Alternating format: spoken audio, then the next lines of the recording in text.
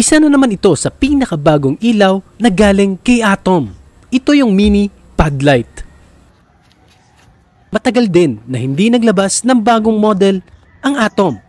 Pero ngayon ito sumabay na siya sa karamihan.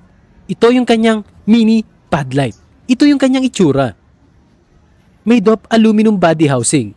Yung buong unit nito or kahit yung dito sa kanyang exhaust fan ay made of aluminum.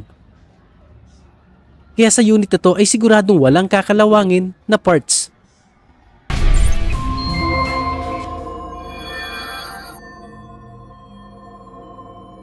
At ito pa yung laman ng kanyang box.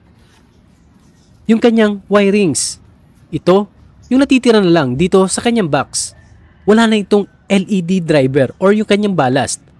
Palagay ko ay kasama na sa buong unit or kasama na ito sa loob ng kanyang ilaw. Ganoon naman kasi kapag wala nang ballast sa labas, ibig sabihin nasa loob na ng ilaw yung mismong controlled na mga ito. At ito pa yung isang kasama, yung kanyang U-bracket. This is also made of aluminum. At saka yung kanyang mga bolts and nuts. Yun pa yung kasama dito sa kanyang box. At saka meron pa itong kasamang maliit na aluminum bracket. Ito yung kanyang itsura. So bale, may dalawang option ka dito. Pwede mong gamitin yung U-alloy bracket or kaya itong maliit na bracket na ito.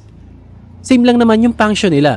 Ito ay para maikabit yung ilaw sa clamps or kaya sa bracket na nakaabang sa ating mga motor.